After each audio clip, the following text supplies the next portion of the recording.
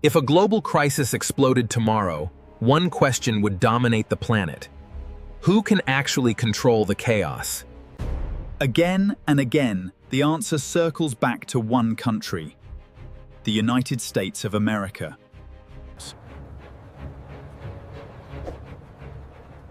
But what really makes America so powerful? Is it just the military? Or is America holding power in far more ways than most people realize? Today, we break down the real pillars behind American power. This is not about emotion or politics. This is about measurable power. The first pillar is force.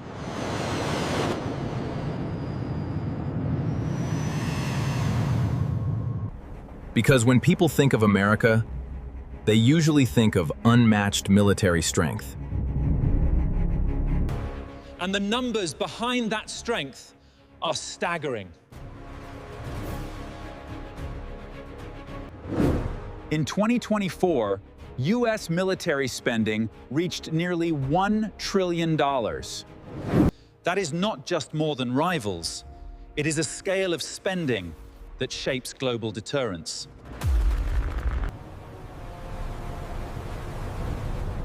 And nowhere is that dominance more visible than at sea.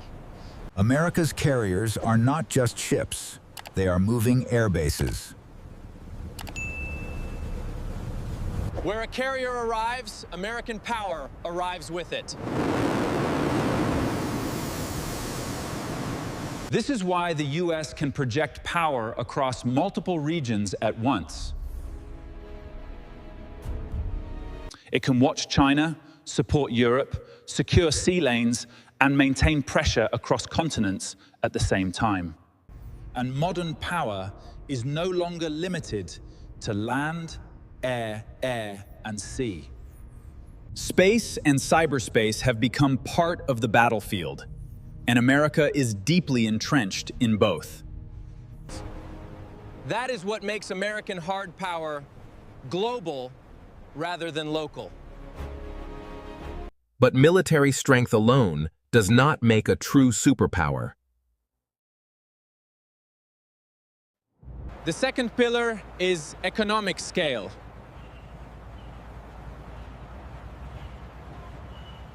America still operates the largest economy in the world.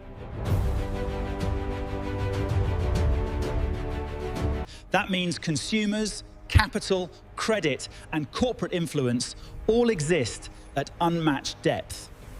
Even now, the U.S. economy continues to grow, proving this is not just historical dominance. Power grows when a nation can produce, consume, import, export, and finance at scale. And the American financial system remains central to how the world moves money. That brings us to the third pillar, the US dollar. Even after years of debate, the dollar still dominates global reserves. In moments of uncertainty, the world still rushes toward dollar liquidity. Trade, reserves, debt markets, and sanctions all become more powerful when your currency sits at the center. That is why America's financial influence can hurt without firing a shot. The dollar is not just money. It is strategic leverage. Then there is a fourth pillar that multiplies American power even further: alliances. America rarely acts alone. Working with NATO, Japan, South Korea, and partners across the globe, our alliances are stronger than ever. Its allies extend its reach, legitimacy, logistics, and deterrence. When Washington moves, entire security architectures often move with it. That is a huge difference between a strong country and a system-leading country. American influence spreads through treaty networks, as much as through weapon systems. And that makes America much harder to isolate. The fifth pillar is geography. America benefits from buffers that many powers never had. Its internal geography supports food, logistics, industry, and movement on a continental scale. That gives the United States resilience before it even projects strength abroad. A nation this large and productive does not depend on the world in the same way many others do. And that leads into the sixth pillar, energy. America is not just a military and financial giant, it is a major energy power too. Record U.S. oil production has strengthened its position inside the global energy system. Energy leverage matters because it affects prices, diplomacy, trade, and strategic flexibility. The more energy capacity a nation controls, the more pressure it can absorb. And America's scale gives it room to operate when others feel supply shocks first. But the future of power is increasingly decided by technology. This is where America's private sector becomes part of its strategic power. Innovation in software, aerospace, biotech, cloud systems, and artificial intelligence gives America another edge. Because today, whoever controls advanced technology shapes tomorrow's battlefield and economy. And America has spent decades building an ecosystem where research, capital, and scale reinforce each other. The digital tools much of the world uses are often born inside American networks. Then comes the softer side of power, the part that shapes minds before it shapes policy. America exports stories, symbols, celebrity, music, language, and aspiration.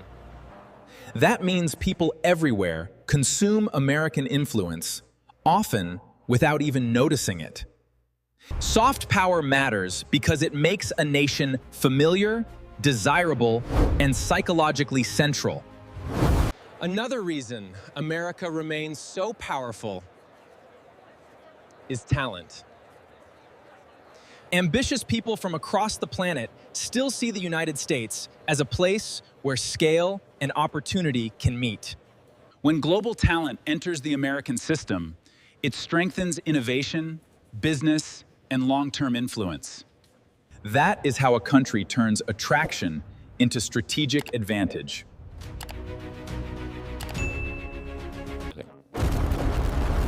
But none of this means America is untouchable. The biggest challenge comes from a world that is becoming more competitive and less forgiving. Internal division can weaken great powers faster than many external threats. Debt pressure also raises long-term questions about sustainability.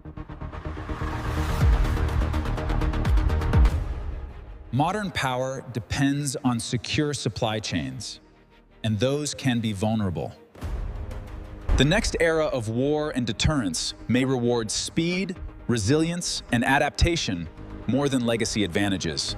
The technology race is no longer theoretical. It is one of the core battles of this century. Even the dollar, while still dominant, now faces louder challenges than it did in the past. This is why today's world feels less unipolar and more contested. America may still lead, but leadership now has to be defended in every major domain. So the real question is no longer whether America is powerful. The real question is whether America can sustain that power. Because the hard power is still enormous.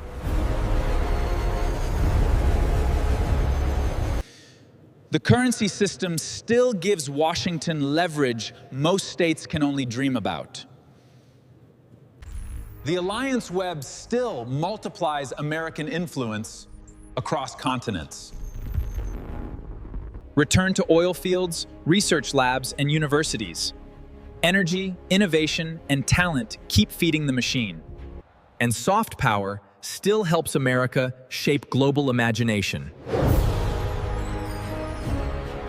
Few countries combine all of these pillars inside one system.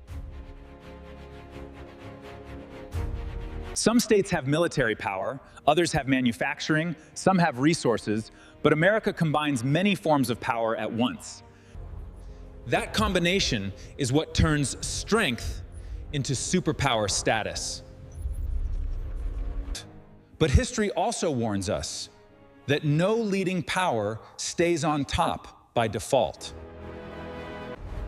Great powers often decline not only because rivals rise, but because internal cohesion breaks. If America keeps renewing its system, it can remain dominant for a very long time. If it hesitates while others scale faster, the gap can narrow. For now, the balance still tilts toward the United States. Not because of one weapon or one industry, but because of a whole architecture of power. America remains powerful because its influence moves through systems, networks, and institutions. It shapes the world not only through force, but through aspiration. It affects what countries buy, what armies fear, what investors trust, and what innovators chase. That is why understanding America means understanding far more than the battlefield.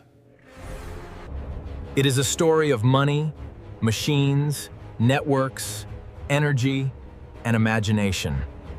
The world is changing, but the American center of gravity is still real. So yes, America remains one of the most powerful nations on Earth, and by many measures, still the strongest. But the next chapter will depend on whether it can preserve the system that created that power. If the world's power rankings reset tomorrow, would America still be #1? Tell me your ranking in the comments.